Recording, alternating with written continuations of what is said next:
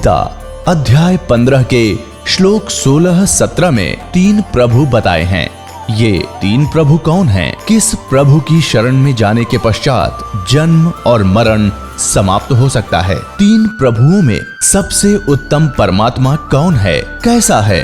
उसका क्या नाम है? इन सभी गूढ़ रहस्यों को जानने के लिए अवश्य सुनिए जगत गुरु तत्वदर्शी संत रामपाल जी महाराज के अमृत वचन। तो उसने कहा, क्योंकि बुद्धिमान थे, कहा बच्चा जितना मेरा पुण्य होगा, भक्ति की जितनी कमाई होगी, उसके आधार से वहां समय निर्धारित किया जाता है। परमात्मा ने कहा उसके बाद कहां जाओगे पता नहीं। परमात्मा ने कहा मैं बताता हूं कहां जाओगे, इसके बाद आप नरक में जाओगे, कबीर साहब ने कहा। और नरक के बाद फिर 84 लाख योनियों में जाओगे, कुत्ते और गधे बनोगे, और तेरा भगवान विष्णु भी मृत्यु को प्राप्त होगा। फिर कहां जाओगे? ब्रह्मांड पूरा नाश होगा, तब कहां जाओगे? अब 104 वर्ष का विद्वान पुरुष कहलाता था अपने आप को। उस समय वर्तमान के अंदर तत्कालीन समय में स्वामी रामानंद जी 1 नंबर के विद्वान माने जाते थे, वेदों, गीता और पुराणों के। और वो 104 वर्ष का वृद्ध ऐसे मुंह खुला का खुला रह गया जब कबीर परमात्मा ने यह वचन उनके सामने बोला। फिर कहां जाओगे तुम?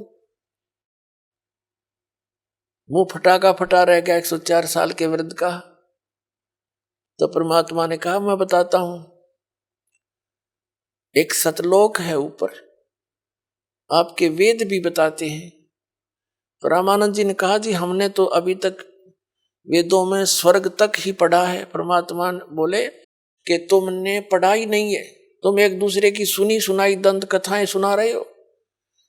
तुम निराकार बताते हो परमात्मा को, और वहां साकार है भगवान। तो परमात्मा ने कहा कि तुमने वेदों को पढ़ा ही नहीं, पढ़ा तुम्हारे समझ में नहीं आया। तो परमात्मा ने सारा कुछ बताया कि उस वेद में ऐसे देखिए, उस वेद में ऐसे देखिए। तो कहने का भाव यह है कि रामानंद जी के सामने एक समस्या आ गई कि हे कबीर जी, मैं 104 साल का वृद्ध हो गया, सारा जीवन गया मेरा इस भक्ति में। अब ना पता मेरा जीवन 2 वर्ष का है, 3 वर्ष का है, 6 महीने का है। अब मेरे साथ कहीं ऐसा ना बन जाए मैं घर का रहूं ना घाट का। आपके अनुसार बताए मार्ग पर लगूं, कहीं मेरी वो पिछली भी जाती रहे और आगे कुछ बन पाए नहीं, मेरी मृत्यु हो जा। परमात्मा कबीर जी ने कहा कि स्वामी जी, जिस भगवान का संदेशा मैं लेकर आया हूं वो इतना समर्थ है कि आपकी उम्र भी बढ़ा देगा। और जो साधना आप कर रहे हो 50 वर्ष, 100 वर्ष से, 80 वर्ष से, 90 वर्ष से, ये तो आपने संख्यों बार कर ली। वह तो करो चाहे ना करो। कोटि जन्म तन भर मत होगे, कुछ ना हाथ लगा रे। कुकर सुकर खरबया भोर, कौआ हंस बुगारे। कोटि जन्म तू राजा की न्या, मिटी न मन की आशा। भिक्षुक होके दर दर घूम्या, ये मिला ना निर्गुण रासा। इंद्र कुबेर ईश की पदवी, ब्रह्मा वरुण धर्म राया। विष्णुनाथ के लोक को जाके तो फिर भी वापस आया। असंग जन्म तन मरता होगे, जीवित क्यों न मरे रे। 12 मध्य महल मठ बोरे, बोहर न दे धरे रे। 2 जग बेस्ट सभी तय देखे, राजपाट के रसिया। 3 लोक से तिरपत नहीं, ये मन भोगी खसिया। सतगुरु मिले तो इच्छा मेटे, पद मिल पदे समाना। चल हंसा उस लोक पठाऊं, जो आदि अमर स्थान। 4 मुक्ति जहां चंपी करती, माया होरी दासी। दास गरीब अभय पद पर से, वो मिले राम अविनाशी। तो परमेश्वर ने कहा कि स्वामी जी जो साधना आप कर रहे हो इसको तो असंग जन्म हो गया अपने कर्त्या ने। इस विधान से आप क्या बनते हो? कोटि जन्म तू राजा की न्या, और मिटी न मन की आशा। भिक्षुकों के दर दर घूमे, मिला ना निर्गुण रासा। कोटि जन्म तू राजा की न्या, ओए होए, कहते करोड़ जन्म राजा भी बन जाते हो इन साधनाओं से। और फिर इंद्र कुबेर ईश की पदवी, ब्रह्मा विष्णु महेश भी ये जीव हैं, ये घने पुण्यकर्मी प्राणी हैं, जिस कारण से इस काल ने अपने विशेष व्यवस्थक नियुक्त किए हैं और इनकी मृत्यु होती है उससे पहले और पुण्यकर्मी प्राणियों में से अपने पुत्र के रूप में ब्रह्मा रजोगुण युक्त, विष्णु सतोगुण युक्त और शिव को तमोगुण युक्त करके पहले तैयार रखता है। उसकी मृत्यु होती दूसरा बैठा देता है। तत्कालीन जो ब्रह्मा विष्णु महेश होते हैं वो 84 लाख योनियों में कष्ट उठा रहे होते हैं, नए ब्रह्मा विष्णु महेश ये रख लेता है, नियुक्त कर लेता है पुण्यात्माओं में से छांट कर। अपने आत्माओं यहाँ थोड़ा सा कंसेप्ट क्लियर करना पड़ेगा, अन्यथा नए नए भक्त आते हैं वो ये सोचते हैं कि ब्रह्मा विष्णु महेश को हमने कभी सुना ही नहीं कि इनकी जन्म और मृत्यु होती है, इनका कोई माता पिता भी है। क्योंकि आज दिन के सत्संग में आप जी को इनकी उत्पत्ति बताई थी, सृष्टि की रचना का कुछ अंश सुनाया था, तो उसको भी अब प्रमाणित करेंगे। सबसे पहले आपको दिखाते हैं कि ब्रह्मा विष्णु महेश नासवान है, इनकी जन्म और मृत्यु होती है।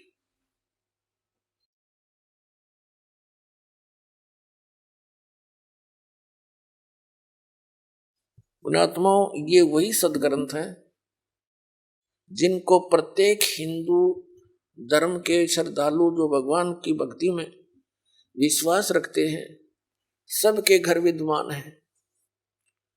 गीता प्रेस गोरखपुर से प्रकाशित पुस्तकें हिंदू धर्म के श्रद्धालुओं के लिए एक एथेंटिक रिकॉर्ड है। उसमें जो लिखा है वो फाइनल माना जाता है। और हमारे धर्मगुरु ये आचार्य और शंकराचार्य, ये मंडलेश्वर, ये संत ऋषि मैं ऋषि, ये आज तक ब्रह्मा विष्णु महेश की उत्पत्ति नहीं बता सके हमने। इनको जरो अमर बताएं, विष्णु जी और शिव जी को, इनका कोई जनक नहीं, इनका कोई माता पिता नहीं। ये खाक पड़ जाए इन सदग्रंथों को, मूर्ख बना रहे थे हमने हजारों वर्षों से, अपना जीवन नाश किया, हमारे सारे पूर्वज भूत बनवा दिए, फिर उनके श्राद्ध निकलवाएं, शास्त्र विरुद्ध साधना करवाएं और आने वालों को भी नरक में ही ले जाते हैं। अब आपको दिखाते हैं ब्रह्मा विष्णु महेश की उन्हीं की जीवनी में क्या सतीथि है, देखिएगा। श्रीमद् देवी भागवत यानी देवी पुराण, गीता प्रेस गोरखपुर से प्रकाशित।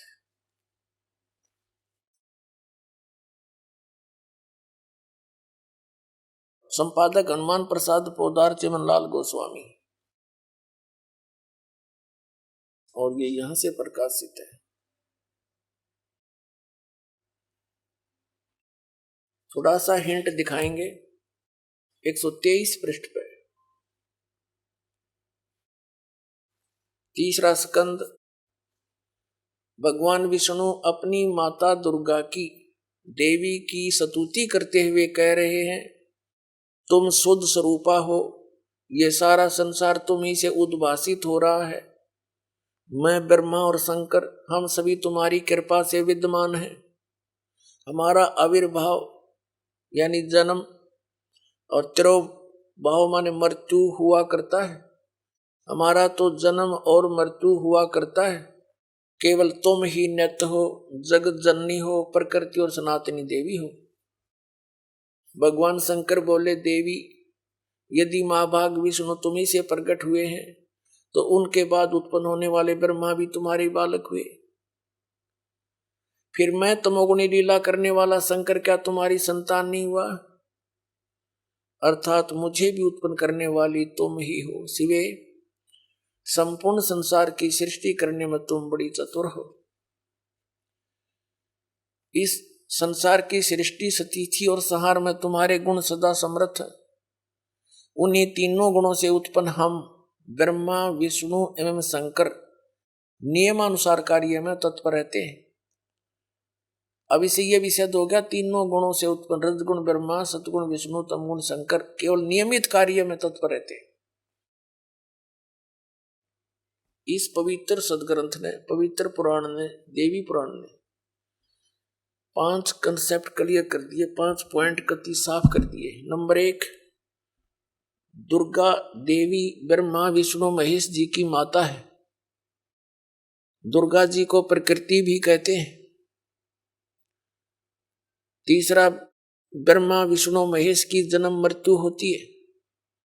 चौथा, ये ब्रह्मा रजगुण, विष्णु सतगुण और शिव जी तमगुण है। और चौथा ये कर दिया कि ये केवल नियमित कार्य ही कर सकते हैं, जैसा आपके भाग्य में है वैसा ही दे सकते, उसमें कोई परिवर्तन नहीं कर सकते। इसलिए तत्वज्ञानहीन प्राणियों ने इतना ही बनाकर हमें विधान बता दिया कि जैसे कर्म करेगा वैसा फल देगा भगवान। अब इन भगवानों का, जिन भगवानों से ये परिचित थे, उनका इतना ही विधान है। अब पुण्यात्माओं, जैसे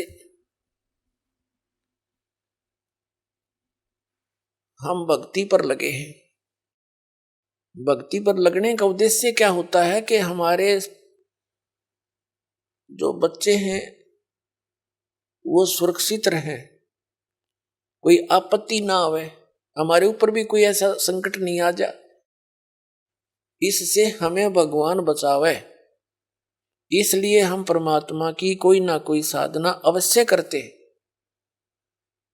और फिर कुछ एक मोक्ष के लिए भी प्रयत्न करते हैं।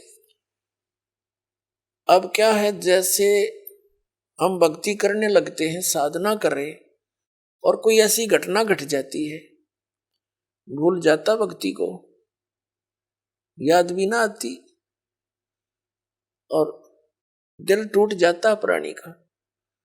तो पुण्यात्मा, भक्ति भी तभी बनती है जब कोई संकट आवे। आ तो सकता है हमारे दुष्कर्मों का, लेकिन 1 सेकंड में हल्का करके हटा दे भगवान, तो दूनी दृढ़ता आती है, पूरा विश्वास बनता है कि सचमुच हे भगवान, आज आपके शरण में ना होते थे, बिजली गिरनी थी, ऐसा विनाश हो जाना था। फिर ज्यादा भक्ति को दिल करता है, दूनी दृढ़ता आती है, पल भी भूल नहीं पड़ती है। अब जैसे एक ब्राह्मण व्यक्ति था, घना दुखी था अपने प्रारब्ध के कर्मों से, उसके भाग्य में इतने कष्ट थे। 4 सदस्य घर के बच्चे थे, चारों उनको आपत्ति, सभी रोगी रहे, कहीं झाड़ फूक करवाता है, किसी संतों के पास जाता है जो साधना और विधि बताते हैं, सब करता था, कंगाल हो गया। वो एक दिन रामानंद जी के पास गया और परमेश्वर कबीर जी भी स्वामी रामानंद जी के पास विद्यमान थे। स्वामी रामानंद जी से उस ब्राह्मण दुखी ने कहा कि स्वामी जी, ऐसे ऐसे आपदाएं मेरे ऊपर आ रही हैं, आपने जो भी साधना मुझे बताई मैंने सारी कर ली, पर कोई लाभ नहीं हुआ। तब रामानंद जी कहते हैं, स्वामी रामानंद जी, कि भैया ये आपके प्रारब्ध का कष्ट है, ये तो भोगे ही पार पड़ेगी। यानी दुख जो है ये पाप से होते हैं। पूर्व जन्म के हमारे जो संस्कार संचित हैं, उनमें से कुछ पुण्य एवरेज में और कुछ पाप लेकर के एक मनुष्य के जीवन निर्धारित किया जाता है प्राणी का, उसको प्रारब्ध कर्म कहे जाते हैं। जिसके पूर्व जन्म के पाप ज्यादा हैं, उसके जीवन में उन पापों की रेशो ज्यादा है, और पापों से संकट आते हैं, कष्ट आते हैं, तो उनके जीवन में कष्टों की श्रृंखला सी बन जाती है। वो श्रृंखला उस ब्राह्मण भक्त दुखी के बनी हुई थी। कबीर परमेश्वर ने कहा स्वामी रामानंद जी को कि स्वामी जी, आप कह रहे हो कि इनके प्रारब्ध के कर्म हैं, ये तो भोगने ही पड़ेंगे। तो परमेश्वर ने कहा फिर भक्ति की आवश्यकता क्या रही? यदि जैसे कर्म लिखे हैं, पुण्य और पाप यही सब कुछ प्राप्त होंगे, तो भक्ति की आवश्यकता क्या स्वामी जी? तो स्वामी जी कहता है, बेटा बच्चा क्या बताऊं, वेदों में ऐसा ही लिखा है। परमात्मा बोले, तुमने वेदों का कह का भी पता को नहीं, वेदों का नाम लेते हो, स्वयं भ्रमित हो, जनता को मिसगाइड किए बैठे हो। अब स्वामी रामानंद जी तो परमात्मा को देख रहे थे, देख कर आए थे सतलोक में। वो फिर उसके बाद ज्यादा अटपट नहीं करते थे, लेकिन अपनी अल्प बुद्धि का परिणाम जरूर दे देते थे कभी ना कभी। तब परमात्मा ने कहा कि वेदों को आप पुनः देखिए,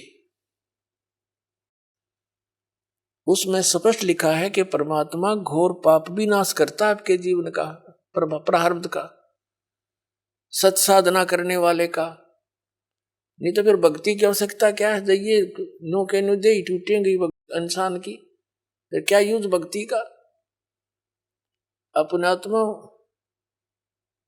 जैसे किसी के पैर में कांटा लगा हो और वो किसी के पास जाता है, वो देख जाकर कहता है, भी तेरा जो कष्ट है, पीड़ा जो तुझे कांटा लगा हुआ अंदर गहरा, ऊपर नहीं दिखता।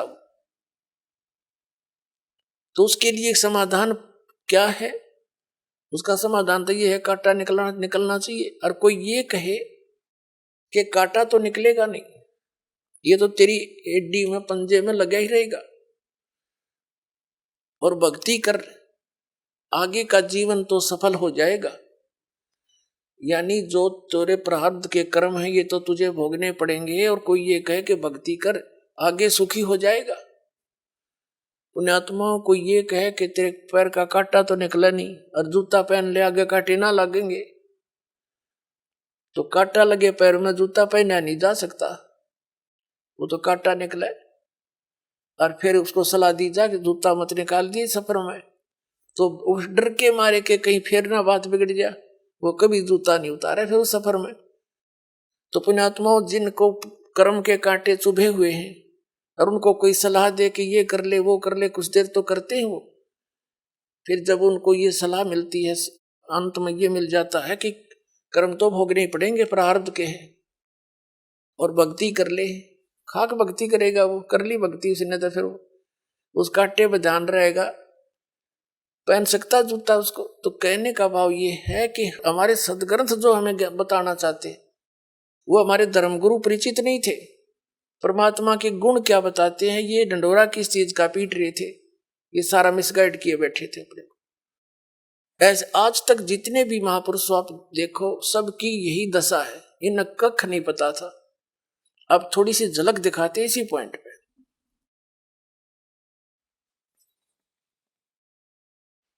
ये देखिएगा, ये देवी पुराण है।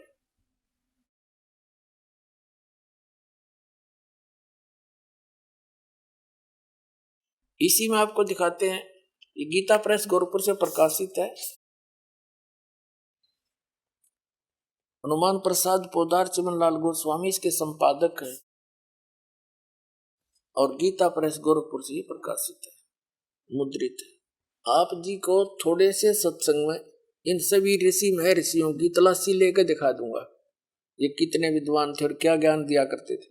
ये देखिएगा, ये चौथा स्कंद है और 243 पृष्ठ पे व्यास जी कहते हैं कि प्रहलाद की बात सुनने के पश्चात शुक्राचार्य ज्ञान दृष्टि से सब कुछ देखकर प्रसन्न हो गए, उनका मुख मुस्कान से भर गया। उन्होंने दैत्यों से कहा, दानवों, तुम मेरे यजमान हो, भक्त हो, तुम्हें न तो डरना चाहिए और न पाताल में ही जाना चाहिए। अपने सत मंत्रों के प्रभाव से मैं तुम्हारी रक्षा कर लूंगा। धर्म के मर्मज महाशो, प्राचीन समय में ब्रह्मा जी के मुख से मैंने जो बात सुनी है उसे बता रहा हूं, सुनो। यह वचन बड़ा ही हितकर है, सत्य और अटल है। उन्होंने कहा था कि होने वाली बातें अवश्य होकर रहती हैं। धरातल पर कोई भी ऐसा सुयोग्य पुरुष नहीं है जो प्रारब्ध को विफल बनाने में समर्थ हो सके। विपरीत समय के कारण इस समय तुम्हारी शक्ति अक्षीण हो गई है। अतः एक बार तो तुम्हें देवताओं से परास्त होकर पाताल में जाना ही पड़ेगा। समय सदा बदलता रहता है। कुछ ही दिन पूर्व तुम सम्राट रह चुके हो। पुण्यात्मा इनकी देखिए दोगली बात कैसी है। अब जैसे इन दैत्यों के गुरु शुक्राचार्य माने जाते हैं, पुण्यात्मा हम प्रहलाद जी को एक परम भक्त मानते हैं, और जो साधना उस परम भक्त ने करी थी, विष्णु जी की उपासना की, उस साधना से फिर वो स्वर्ग में गया, उसके बाद सम्राट हो गया, राजा बना, और फिर झगड़ा उनके साथ आपस में युद्ध हो गया राक्षसों और देवताओं का। तो भी इनका गुरु जी क्या कह रहा है, ऐसे ये मूर्ख बना रहे अपने को। एक बार तो कहता है शुक्राचार्य कि तुमने डरना नहीं चाहिए, तुम मेरे भगत हो, मैं अपने सत मंत्रों से तुम्हारी रक्षा कर लूंगा और तुम्हें पाताल में नहीं जाना चाहिए, तुम निश्चिंत रहो। और फिर क्या कहता है, तुरंत ही बदल गया पैतरा। कहता एक बात तो अटल है, मैंने ब्रह्मा जी से सुनी थी, इनके ज्ञान का जितने भी ये ऋषि महर्षि हुए हैं, जितने ये सभी श्री ब्रह्मा जी के द्वारा बताए ज्ञान को फाइनल मानते हैं। ब्रह्मा जी ना आप नहीं पता मैं कहां से उत्पन्न हुआ, तो ये क्या बताता है कि मैंने ब्रह्मा जी के मुख से सुनी है, और ब्रह्मा जी को ये वेदों का सबसे बड़ा ज्ञाता मानते हैं। क्या कह रहा है कि मैंने ब्रह्मा जी से मुख से एक बात सुनी थी कि जो होनहार वो होकर रहेगी, और प्रारब्ध के कर्म टल नहीं सकते, वो तो भोगने पड़ेंगे। एक बार फिर तुमने देवताओं से हार के पाताल में तो जाना ही पड़ेगा। तो तेरे वो सतमंत्र का बाढ़ में गए मूर्ख बनाओ ये। फिर पढ़ो एक बार। अब ये चौथा स्कंद पढ़ रहे हैं हम श्री देवी पुराण का। व्यास जी बता रहे हैं, लेखक जो पुराणों के लेखक है। प्रहलाद की बात सुनने के पश्चात शुक्राचार्य ज्ञान दृष्टि से सब कुछ देखकर प्रसन्न हो गए। उनका मुख मुस्कान से भर गया। उन्होंने दैत्यों से कहा, दानो तुम मेरे यजमान हो, तुम्हें न तो डरना चाहिए और न पाताल में जाना चाहिए। मैं अपने सतमंत्रों से प्रभाव से तुम्हारी रक्षा कर लूंगा। और फिर आगे तुरंत क्या कहे है कि धर्म के मर्मज महाशव, प्राचीन समय में ब्रह्मा जी के मुख से मैंने जो बात सुनी है सो बता रहा हूं, सुनो। यह वचन बड़ा ही हितकर सत्य और अटल है। उन्होंने कहा था, होने वाली बातें अवश्य होकर रहती हैं। धरातल पर कोई भी ऐसा सुयोग्य पुरुष नहीं है जो प्रारब्ध को विफल बनाने में समर्थ हो सके। विपरीत समय के कारण इस समय तुम्हारी शक्ति क्षीण हो गई है, अतः एक बार तुम्हें देवताओं से परास्त होकर पाताल में जाना ही पड़ेगा। फिर वो तेरे सतमंत्र कित गए, ये न्यो मूर्ख बना रहे, देख तुरंत झूठ बोल रहा है। एक बार तो छाती कूट रहा है, मैं अपने सतमंत्रों से ठीक तुम्हारी रक्षा कर दूंगा, तुमने नहीं जान दूंगा। अब इनको जाना ही पड़ेगा। वो तो आ गया अंत इनका। अब दूसरा दिखाता हूं। अब देवताओं के गुरु बृहस्पति की आपको वार्ता सुनाते हैं, इनका ज्ञान दिखाते हैं।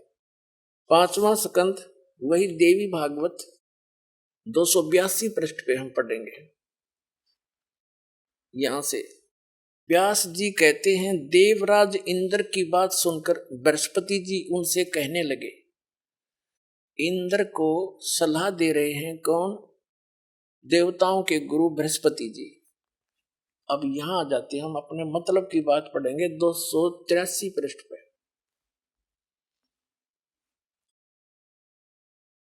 प्रारब्ध कर्म का अभाव बिना भोगे नहीं हो सकता, यह स्पष्ट है। आर्य, संपूर्ण देवता तुम्हारे सहायक हैं।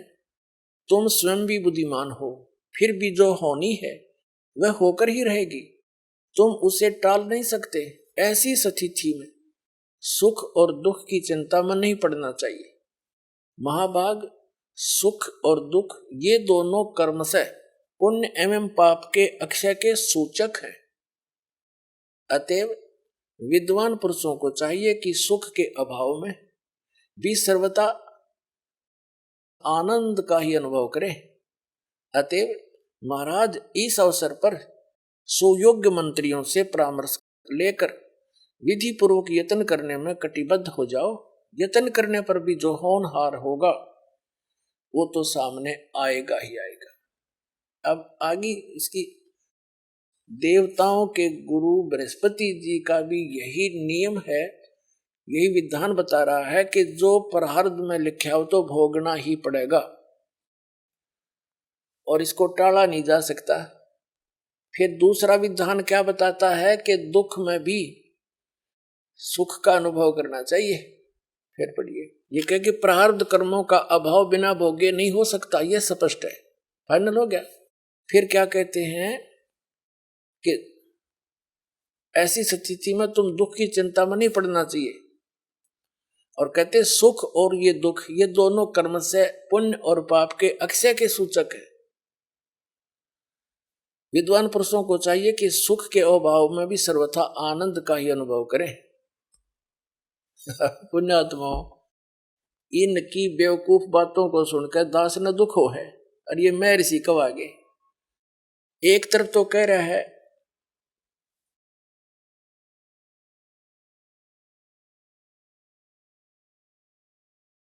कि प्रारब्ध के कर्म तो भोगने पड़ेंगे, फिर कह रहा है कि सुख के अभाव में भी आनंद ये महसूस करना चाहिए। बता कर इनकी, अब किसी के पेट में दर्द हो जाए हैं और मारा चिल्लावा बेचारा पड़ा पड़ा और उसको इन कहना तू अब दुख में भी सुख का अनुभव कर। जब वह पीड़ा मिटे गोली दवाई खाने से तो तब वो सुखानुभव कहने तो सुखानुभव हो जाएगा। तो इनके ऐसे विधान है।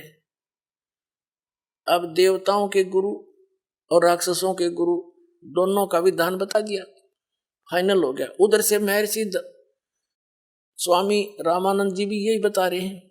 और एक इस कलयुगी महर्षि के दो वचन और सुना दो। ये सारे एक के कुएं का पानी था। ये कलयुगी महर्षि दयानंद आर्य समाज प्रवर्तक, और इसका फीत ला रखी थी कि सभी वेदों के ज्ञाता। वर्तमान में महर्षि दयानंद जैसा कोई नहीं, हरीश जैसा ज्ञानी मैंने धरती पर नहीं पाया। इतने संतों के विधान देखे पर यू सब तक ज्ञानी किसी भी अक्षेत्र में इसका कोई जो है ना स्वस्थ विचार नहीं मिला। अब देखिए इसके विचार, ये सत्यार्थ प्रकाश है इनका पूरे जीवन का अनुभव, जैसा इन्होंने परमात्मा को जाना। अब देखो पुण्यात्मा, इनका इस पोज ने देख के आदमी कटका मर जा। वह बड़ा महापुरुष, इसने तो भगवान ते जमा समाधि लाए बैठा होगा। अब पुण्यात्मा, इस तरह के जो बाही दिखावा था हमने बहुत देख रखा था। अब अंदर झांक कर देखेंगे इनने क्या पाया ऐसा कुछ करने के उपरांत। अब देखिएगा इन्हीं का विधान, इनका लिखा हुआ है सत्यार्थ प्रकाश, महर्षि दयानंद सरस्वती। ये है सत्यार्थ प्रकाश महर्षि दयानंद जी के पूरे जीवन का अनुभव। इसमें क्या लिखा है कि वेद आदि विविध सदशास्त्र प्रमाणई संवित श्री मत परमहंस परिव्राजक आचार्य। ये तो इसका फीत है आगे की। शुरुआत में नाम तो ये दयानंद है, इससे पहला श्री मत परमहंस परिव्राजक आचार्य महर्षि बाया नाम तो दयानंद, फिर सरस्वती स्वामी द्वारा रचित विरचित है। इसका क्या भाव है, कहने का भाव इनका ये लिख रखा है ना, वेद आदि सदशास्त्रों यानी वेद और अन्य सदशास्त्रों से निष्कर्ष निकाल के महर्षि दयानंद जी द्वारा सत्यार्थ प्रकाश की रचना की गई। अब आम व्यक्ति ने सत्यार्थ प्रकाश को पढ़ना शुरू कर दिया था, वेदों को छोड़ दिया कि इन्होंने सही जाना है और सही निष्कर्ष निकाल कर हमें सिंपल साधारण सी भाषा में दे रखा है हिंदी में। तो इस सत्यार्थ प्रकाश को शिरोधार्य मान लिया था, ये एक उपनिषद का रूप धारण कर लिया था इसने। दास ने भी इसको इसी दृष्टिकोण से पढ़ा था कि इस महापुरुष के भी वचन यदि परमात्मा के वचनों के समर्थक मिल गए तो बहुत सुविधा मिलेगी मुझे जनसाधारण को भगवान की पहचान बताने में। जब इसको पढ़ा तो इसका तो कहीं पर भी सिर पैर भी ठीक नहीं पाया, और फिर ये जनता के सामने इसकी पोल खोलनी पड़ी, ना तो धोखे में रह जाते। अब देखो 7वें समोल्लास में आपको दिखाते हैं। इसके तो एक पृष्ठ पे कई विधान फेल हो जाते हैं। सत्यार प्रकाश है 7वां समोल्लास 7वां समोल्लास। किसी ने पूछा प्रश्न, ईश्वर साकार है व निराकार? महर्षि दयानंद उत्तर देते निराकार है। ठीक है। किसी ने प्रश्न किया कि परमेश्वर की स्तुति प्रार्थना उपासना करनी चाहिए व नहीं? उत्तर महर्षि दयानंद का करनी चाहिए। प्रश्नकर्ता कहता है क्या स्तुति आदि करने से ईश्वर अपना नियम छोड़ स्तुति प्रार्थना करने वाले का पाप छुड़वा देगा? महर्षि दयानंद कहता नहीं। प्रश्नकर्ता कहता तो फिर स्तुति प्रार्थना क्यों करना, किस लिए करें भाई, तो पाप नहीं छुड़ा सकता। अब कोई न्यू कहे कि क्या साबुन कपड़े का मैल छुड़वा देगा? अरे कोई न्यू कहे कि नहीं, तो स्वाभाविक प्रश्न उठेगा भाई फिर साबुन की आवश्यकता क्या? यदि परमात्मा पाप नाश नहीं कर सकता तो स्तुति भक्ति की आवश्यकता क्या? प्रश्नकर्ता सही प्रश्न कर रहा है, लेकिन ये अज्ञानी क्या बोल रहा है देखिए। क्या स्तुति आदि करने से ईश्वर अपने नियम छोड़कर स्तुति प्रार्थना करने वाले यानी भगत के पाप छुड़वा देगा? स्वामी जी कहता नहीं, मेरे सिद्धांत कहता नहीं। प्रश्नकर्ता कहता तो फिर स्तुति प्रार्थना क्यों करना? स्वामी जी का उत्तर उनके करने का फल और है, अन्य ही है। प्रश्नकर्ता कहता क्या है?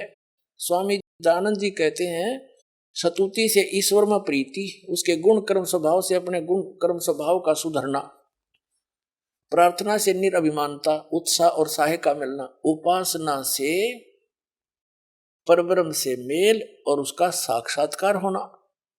वाह रे,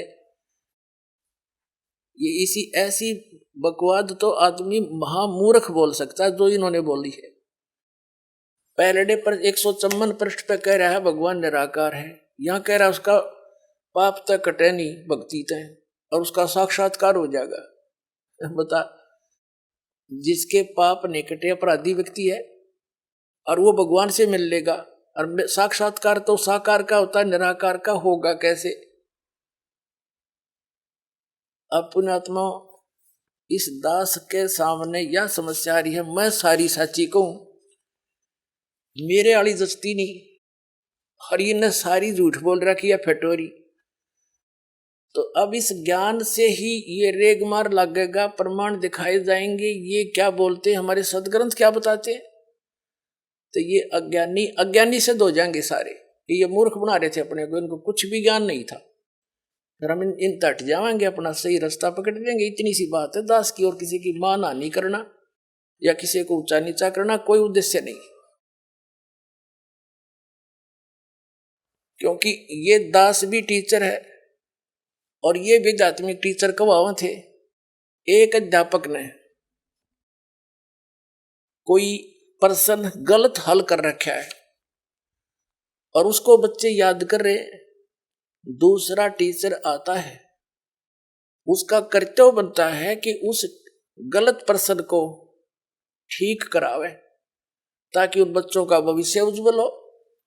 और उस टीचर का कोई विरोध करता है जो सही मार्ग सही रास्ता और सही प्रश्न हल कर रहा है, तो कौन होगा? क्या वो हितैषी हो सकता है बच्चों का? वो तो शत्रु होगा जो उस टीचर का विरोध करे जो सही हल करके दे रहा है। उसके दो प्रकार के कर सकते हैं, एक तो वो जिन्होंने वो गलत पुस्तक छाप कर बेच कर रोजी रोटी चला रहे, वो विरोधी हो सकते हैं कि तुम्हारा क्या होगा। या दूसरा केवल उनको मूर्ख बनाकर आचार्य बनकर उनके ऊपर शंकराचार्य आचार्य बनकर उनसे पैसे इकट्ठे कर रहा होगा मूर्ख बना के। वो करते रहो। दास ने तो साची कहने का ठेका ले रखा है।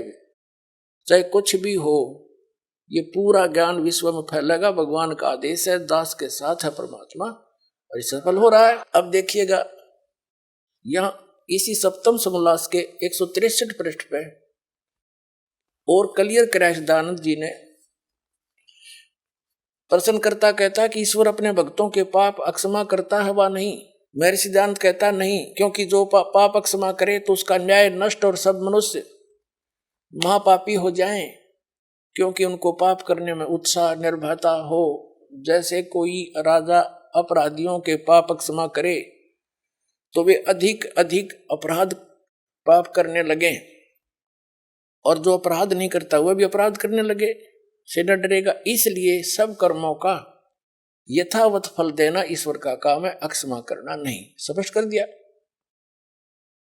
पुण्यात्माओं, पहले तो इसके इस विधान को फेल करते हैं कि राजा यदि पाप माफ कर दे अपराध तो दूने अपराधी हो जाए। जैसे एक बार पंजाब राज्य में नौजवान बच्चे किसी से भ्रमित होकर के और एक मिसगाइड हो गए थे, उग्रवाद फैल गया था। तो सरकार ने एक फैसला, एक आदेश जारी किया था कि जो मुख्य धारा में आ जाएगा बच्चा, पहले गलती होगी सो होगी किसी के धोखे भ्रमित करने से, तो उनके सब अपराध क्षमा कर दिए जाएंगे और वो सही नागरिक बनकर रहेगा। तो सभी के सभी आकर के उन्हें समर्पण कर दिया। सरकार ने ऐसा ही किया, जो गलती बन गई थी बच्चों से माफ कर दी, अब वो नेक नागरिक हो गए। यदि उनको सजा देता दूना और उग्रवाद बढ़ जाता। तो कहने का भाव ये है कि पहले तो ये विधान फेल कर दिया दानद का। आपने एक बहुत वेल नोन सी एक लेडी थी, औरत थी, बहन, जिसको फूलन देवी कहा करते थे। वो डाकू बन गई थी किन्हीं परिस्थितियों में, और जब सरकार ने उससे कहा कि यदि तू आगे अपराध नहीं करेगी तेरे पिछले सारे माफ कर देंगे, तो उसने समर्पण कर दिया, स्वीकार कर ली, और वो एमपी तक बन गई, मेंबर ऑफ पार्लियामेंट तक बन गई थी वो लड़की बहन। तो पहले तो इस दयानंद की मोटी बुद्धि यहाँ फेल होगी, जो ये कहता है कि राजा से कर दे वैसा, उसको कैसे ऊपर और अपराध करने लग जाएंगे। नहीं, ये परमात्मा का विधान है। जैसे गलती से बगैर ज्ञान के आपने जो गलतियां कर दी वो माफ करेगा, आगे सतर्क कर दिया जाएगा, ऐसा ज्ञान दिया जाएगा कि फिर से ऐसी गलती ना करना, फिर ये दुख आपको फिर हो जाएंगे, तो फिर ऐसी गलती कोई नहीं करता। तो ऐसे ही अब दूसरा जो प्रश्न है कि साधक के पाप साधना से भगवान पाप नाश नहीं करता, तो क्या यह बुद्धिमान व्यक्ति बात कर सकता है और कहता है इससे और फल हो जाता है? अन्य ही फल है। अन्य क्या फल है कि उपासना से परमात्मा का साक्षात्कार हो जाता है, और परमात्मा को निराकार बताते हैं महर्षि दयानंद। इसका तो कितना सिर पैर नहीं, किसी भी ज्ञान किसी भी बात का कोई स्टेटस नहीं। अपन आत्माओं, जैसे कोई रोगी है, डॉक्टर के पास जाता जिसने बहुत बड़ा बोर्ड लगा रखा है, और उससे कहे कोई कि भाई क्या औषधि खाने से रोग नाश हो जाएगा, और वो डॉक्टर ये कहे कि भी औषधि खाने से रोग तो समा नहीं हो सकता, तो स्वाभाविक व्यक्ति पूछेगा फिर औषधि खाने का फायदा क्या। और वो ये कहे डॉक्टर पद पर की फीत लाया हुआ व्यक्ति कि औषधि खाने से अन्य लाभ हो जाएगा। प्रश्नकर्ता कहेगा भाई अन्य क्या लाभ होगा? कि पहलवान बन जाएगा। किसी का टीबी हो रही हो है, वो पहलवान बनेगा रोग से, वो रोग कटे जब आप पहलवान हो जाएगा वो।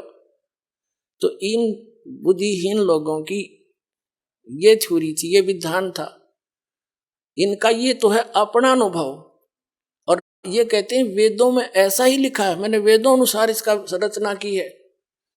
अब वेद क्या बताते हैं वो दिखाते हैं। ये देखिएगा यजुर्वेद, इसके अनुवाद करता भी कमाल की बात है महर्षि दयानंद ही हैं।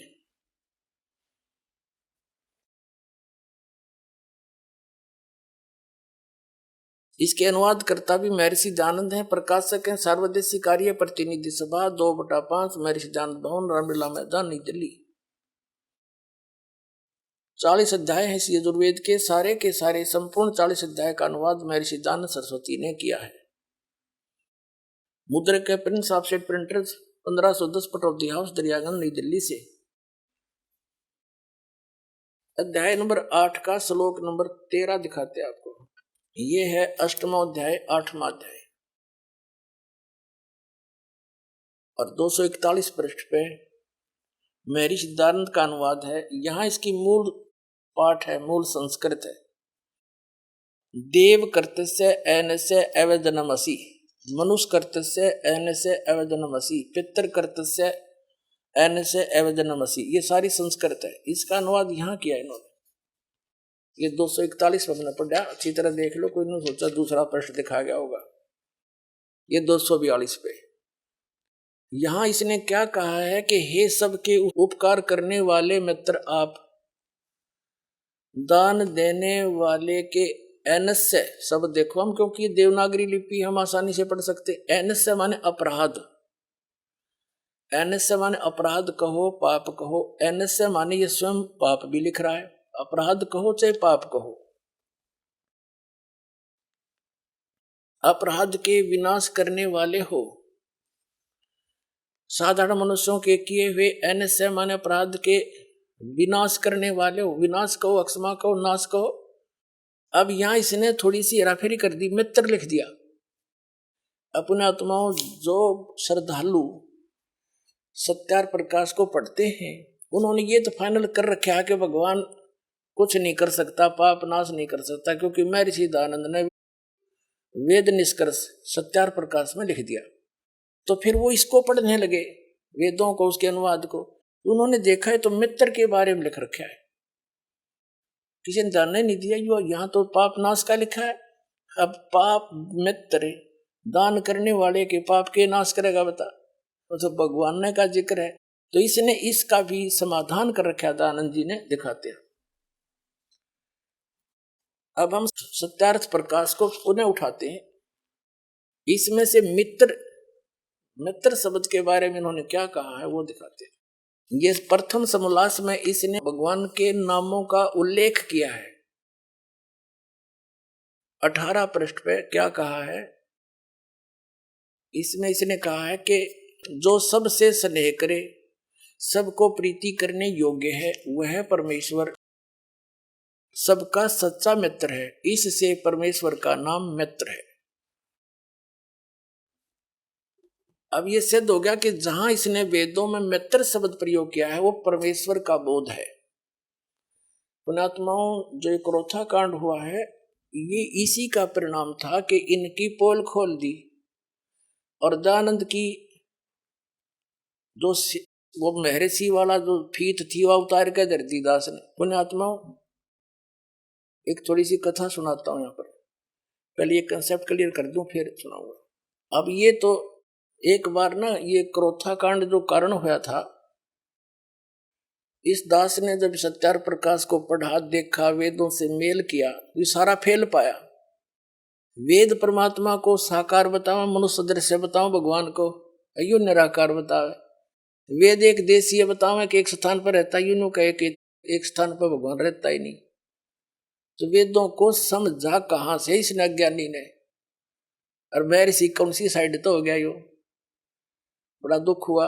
समाचार पत्रों में लेख लिखने शुरू किए क्रोथा आश्रम से।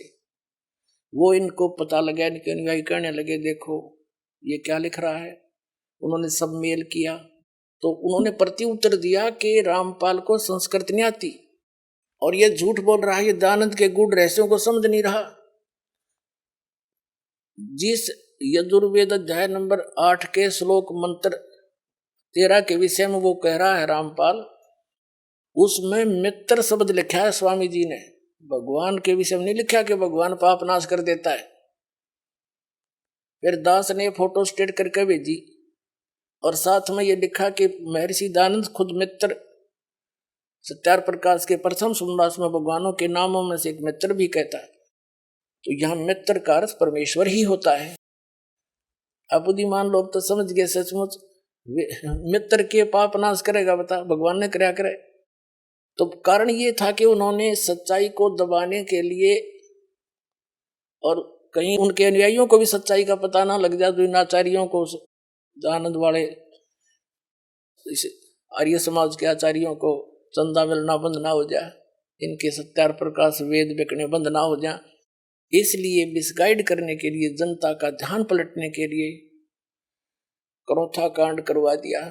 क्योंकि दुर्भाग्य इस मुख्यमंत्री का, जो उसी समय यो आर्य समाजी है, हरियाणा का मुख्यमंत्री श्री भूपेंद्र सिंह, ये मुख्यमंत्री बन गया, इनका दाव लग गया, इसके कर्म बिगड़वा दिए, झूठ नरी बोली, जनता को पाप का भागी बना दिया। रामपाल गुंडा है, बुंडा है, वहां ये होता है, फलाना होता है।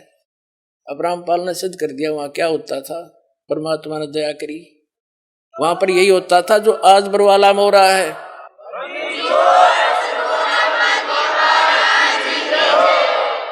तो पुण्यात्माओं, इन्होंने ऐसा जुल्म कर रखा है, ये हितैषी नहीं है किसी जनता के, हितैषी होते स्वीकार करते कि भाई सच्चे गलती हो रही है, और प्रमाण दिखा रहा फिर भी ना मानने देते। तो इन जैसे तो दुष्ट हो ही नहीं सकते धरती पे। ये आचार्य क्या क्या आचार्य है फिर, ये जो सच्चाई को जनता से दूर रखने के लिए जुल्म करवा दिया, हमें जेल भिजवा दिया, झूठा मुकदमा बनवा के, और भक्तों को सताया, इनका बहुत बुरा होगा इनका अंत में। और हम तो आज भी उनके विरोधी नहीं है, क्योंकि दास को पता लग चुका है कि ये काल करवा रहा सारा, सभी उस परमात्मा के बच्चे हैं, और वो भी मिसगाइड है। हम उनके हित में ही कह रहे हैं कि वो भी समझे और सच्चाई को स्वीकार करें, अपना कल्याण करावें। हम तो उस विधान का पालन करने वाले हैं कि जो तोकू काटा बोए वाह को बो तू फूल, और तोहे फूल के फूल हैं उसको है त्रिशूल। हम उनका आज भी बुरा नहीं सोचेंगे, क्योंकि हमारे भगवान का आदेश है, उनकी करनी उन्हें आप मिलेगी दिशा उन कर रखे, और भगवान के चरणों में आ जाएंगे तो उनका कल्याण उनका भी हो जाएगा, क्योंकि वो सब उसी के बच्चे हैं। इतनी सी बात है। अब देखिएगा, अब हम फिर आते हैं यजुर्वेद अध्याय नंबर 8 के मंत्र नंबर 13 पर। ये 8वां अध्याय है, और ये 13 नंबर मंत्र यहां से स्टार्ट होता है। ये 13वां मंत्र है। देव कर्तस्य ऐनस्य एवजन्मसि, मनुष्य कर्तस्य ऐनस्य एवजन्मसि, पितृ कर्तस्य ऐनस्य एवजन्मसि, आत्म कर्तस्य ऐनस्य ऐनस्य एवजन्मसि। अब 241 पर है ये मूल संस्कृत, अब अनुवाद इनका 242 पर है। अब क्या बताते हैं कि हे सबके उपकार करने वाले मित्र, महर्षि दयानंद का अनुवाद है, यहां समझो, हे सबके उपकार करने वाले परमेश्वर आप, उन्हीं के शब्दों में प्रमाणित कर दिया सत्यार प्रकाश में कि महर्षि दयानंद ने कहा है कि जहां मित्र शब्द है वो परमेश्वर का ही बोधक है, तो यहां परमेश्वर शब्द पढ़ेंगे, क्योंकि डॉक्टर की इक्वेशन को, औषधियों के साल्ट को डॉक्टर समझ सकता है कि इन्होंने कौन से कहाँ क्या संकेत किया है। जन साधारण समझ जाए, फिर टीचरों की आवश्यकता क्या थी, गुरुओं की। भाई गुरु बिन काहुन पाया ज्ञान, जो थोथा बुछड़े मूड किसाना। गुरु बिन वेद पढ़े जो प्राणी, समझिन सार रहे अज्ञानी। ये सारे अज्ञानी थे, और वेद क्या बता रहे हैं, ये अनुभव क्या लिख गए। अब देखो, अगर ये जरा सी बुद्धि रखता दयानंद जी, तो सत्यार्थ प्रकाश वेदों का इसने अनुवाद किया खुद करने वाला, तो सत्यार्थ प्रकाश में सेट कर देता। नहीं, इन्होंने केवल लोक वेद को आधार माना, जिस कारण से वेदों को भी अनदेखा कर दिया। अब इसमें स्पष्ट अपने कर कमलों से लिख रहा है कि परमात्मा घोर पाप भी काट सकता है, वेद ये कहते हैं।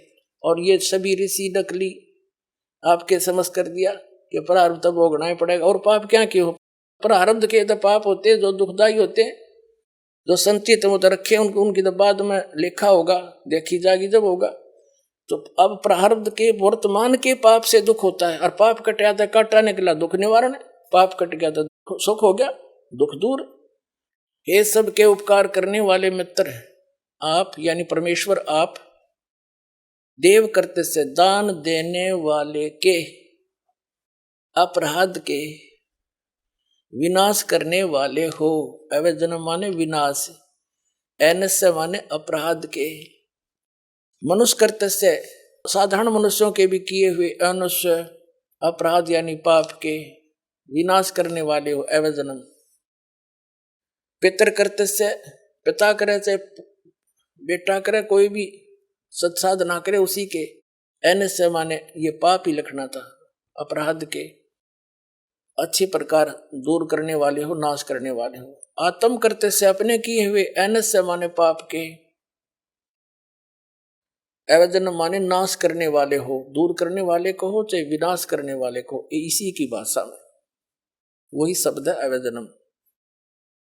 एनस्य एनस्य अधर्म के अधर्म यानी घोर पाप के भी आप नाश करने हारे हो। ओए होए, जानता हुआ मैं जो कुछ भी अधर्म आचरण किया करता हूं या करूं, अनजान पड़ने में भी जो कुछ भी किया करता हूं वह करूं, उस सब एनस्य माने पाप के, ये दुष्टाचरण हटा दिया, पाप के एनस्य माने पाप के नाश करने वाले हो। अवजन माने दूर करने वाले हो, नाश करने वाले हो, विनाश करने वाले हो। अवजन माने विनाश। तो यहां इसने ऐसी जगह कुछ अड़ंगा डाल दिया जो आम आदमी समझ नहीं सका। अब इसमें कर दिया कि मैं अनजानपने में कोई करूं या जानबूझ कर करूं कोई गलती, उसको भी आप माफ करने वाले हो अपने आत्माओं। अब महर्षि दयानंद जो है आर्य समाज प्रवर्तक, वेदों को सत्य मानता है कि इसमें जो लिखा है इसके अतिरिक्त मैं मानता नहीं, वेद सत्य है। और इन्होंने पीछे अपना विधान भी लिखा है कि वेद सत्य विद्याओं का पुस्तक है। महर्षि दयानंद ने मोहर मार रखी है कि वेद में जो लिखा है वो सत्य विद्या है, सच्चा ज्ञान है। अपने आत्माओं, वेद में तो यहां तक लिख दिया है कि मैं चाहे अनजानपणे में करूं और चाहे जान कर करूं, आप सारे घोर पाप का विनाश कर देते हो। तो खाके इनका ज्ञान है, क्या पढ़े न वेदों को। तो पुण्यात्माओं, दास के साथ इसलिए संघर्ष हो रहा है कि ये दास एकला साची बोले और ये झूठ बोलने का उड़ नहीं, बिना गिनती के झूठ बोले, जनता ही निराधारित हो रही है। लेकिन परमात्मा का आशीर्वाद है इस दास के साथ, और आपके ऊपर भी न्यारा आशीर्वाद है कि आपका जन्म इस समय है और आपको ये मूल वस्तु मिलेगी, कल्याण होगा। अब इसमें वेदों में जो ज्ञान दिया है कि जान कर करूं और चाहे अनजानपणे में करूं, सारा ही माफ कर देते हो आप। जान के कौन से होते हैं? अब परमात्मा ने धर्मदास साहिब जी से कहा था, धर्मदास जी ने बोले कबीर परमात्मा एक जिंदा महात्मा के रूप में थे,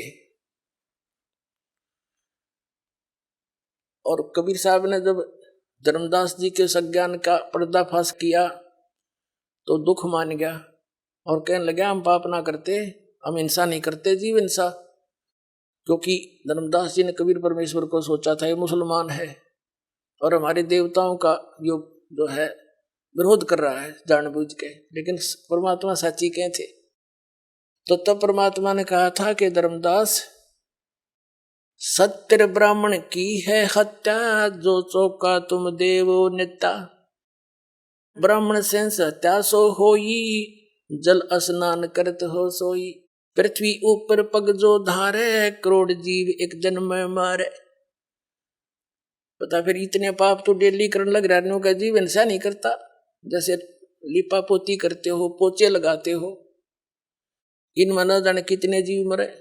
खेती करता है किसान, फाली के साथ न जाने कितने जीवों के पेट के अंदर से वो निकालता फाली, यानी वो तीखा हथियार जो फाली बोलते हैं उसको। तो कहने का जैसे अग्नि जलाते हैं इसमें जीव मरे, लकड़ियों में उपलों में पोचा लगाते इनमें जीव मरे। हम चलते फिरते काम के लिए जाते हैं, अपने व्यवसाय के लिए जाते हैं, नौकरी के लिए जाते हैं, मजदूरी के लिए जाते हैं, उनमें जीव मरे। तो ये हमें पता है कि ये हो रहे हैं। जैसे किसान खेती करता है, स्प्रे करने पड़ते हैं उसको मालूम है कि ये मेरे फसल में कीट लगा हुआ है, इसका नाश करना पड़ेगा, ना तो इसको ये खा जाएगा, मैं कंगाल हो जाऊंगा। और जैसे हम रोगी हो जाते हैं तो हमारे अंदर जो हानिकारक कीटाणु बढ़ जाते हैं ब्लड में, उन गोली खाते हैं, उन गोलियों से वो कीटाणु मारे जाते हैं, वो जीव है। तो यहाँ वेद का कहने का तात्पर्य ये है कि आपको पता भी है कि ये पाप हो रहे हैं, इनको त्यागा नहीं जा सकता। इच्छा कर्म मारे नहीं, बिन इच्छा मर जावे, कह कबीरता दास का पाप नहीं लगावे। उसको पाप नहीं लगे, जान के नहीं मारे। जैसे बैठा मकोड़े पर कीड़ा आ गया, उसको नो मारी ईंट, को बात हुई है। आप चल रहे हो, इच्छा नहीं मारने की, और मर रहे हैं तो वो आपका वश नहीं। कोशिश करें जहां तक पैर बचा कर रखा जा रखे, दया भाव हो। आइए अब हम उन श्रद्धालुओं के अनुभव जानते हैं जो जगत गुरु तत्वदर्शी संत रामपाल जी महाराज जी से दीक्षा प्राप्त कर चुके हैं तथा उनके द्वारा बताए गए भक्ति मार्ग पर चल रहे हैं। जी नमस्कार। नमस्कार जी। क्या नाम है आपका? मेरा नाम कृति है। कहाँ से आए हैं आप? मैं अंबाला शहर से आई हूँ। इतनी छोटी सी उम्र में आप भक्ति साधनाएं कर रहे हैं, जबकि कहा यह जाता है कि भक्ति जो है वो तो बड़े होने के बाद करनी चाहिए। इस बारे में आप क्या कहना चाहेंगे? सर, मुझे लगता है कि भक्ति करने की कोई उम्र नहीं होती है। ये डिसाइडेड नहीं होता है कि भक्ति एक उम्र के बाद ही की जाती है। और अगर हमें मनुष्य जीवन मिला है तो हमें उसे वेस्ट नहीं करना चाहिए just for the sake of eating and earning. तो मुझे लगता है भक्ति बहुत ही ज़्यादा ज़रूरी है। ये बात तो आपकी बिल्कुल सही है कि भक्ति तो करनी ही चाहिए, लेकिन क्या भक्ति इतनी छोटी सी उम्र में करना सही है? अभी भक्ति करने की तो बहुत उम्र है, तो बड़ी उम्र में भी भक्ति कर सकते थे। अभी तो खेलने कूदने की उम्र है। सर, मुझे नहीं लगता है that there is any age for devotion, क्योंकि कोई भी कभी भी मर सकता है। नानक जी की वाणी है, ना जाने काल की कर डारे, किस वे ढल जा पासावे, जिन्हां दे सिर ते मौत खड़क दी, उन्हां नू केड़ा हासावे। तो नानक जी ने ये कहा है कि डेथ कभी भी हो सकती है, इसीलिए हमें भक्ति करना बहुत ही ज़्यादा ज़रूरी है हमारे लिए। इसीलिए हमें भक्ति करनी चाहिए। कीर्ति जी, संत रामपाल जी महाराज जी से नाम दीक्षा लेने के बाद आप जो भक्ति साधना कर रहे हैं, क्या उस भक्ति साधना के करने से आपको कोई लाभ भी मिला है? सर, सबसे पहला लाभ तो मुझे आध्यात्मिक लाभ मिला है, क्योंकि संत रामपाल जी महाराज जी से नाम दीक्षा लेने के बाद माइंड एकदम क्लियर सा हो गया है कि अब हमें कहाँ जाना है, कैसे जाना है, हमारी डेथ के बाद क्या होगा, क्या नहीं होगा। हमें मनुष्य जीवन का मूल उद्देश्य पता चला है। और सेकंड थिंग, जो चीज़ है वो जो हमारी रियल लाइफ है, जो हमारी हम प्रैक्टिकल सोचते हैं, उसमें भी हमें बहुत हेल्प मिली है। और परमात्मा सारे कष्ट आने से पहले ही वो टाल देते हैं और हमें आगे बढ़ने में बहुत हेल्प करते हैं। आप भगत समाज को क्या संदेश देना चाहते हैं? सर, मैं सबसे ये रिक्वेस्ट करना चाहती हूँ कि आप एक बार, हम सब लोग बहुत ही अलग अलग तरह की भक्ति करते हैं, लेकिन हमने कहीं भी उस चीज़ को चेक नहीं किया है। हमने जो होली बुक्स हैं अपनी, उसको ध्यान से नहीं पढ़ा है। अगर आप संत गुरु रामपाल जी महाराज जी की एक बार सत्संग सुनते हैं तो आपको पता चलेगा कि वो हर एक चीज़ होली बुक से रिलेटेड ही बताते हैं, उन्हें ही पढ़ के बताते हैं और प्रमाण देकर अपना ज्ञान सुनाते हैं। And you will find that everything he says is true. If you find that it is true, then please come and visit Sant Guru Rampal Ji Maharaj ashram and take the Naam Diksha from him. Thank you. Thank you so much. Thank you.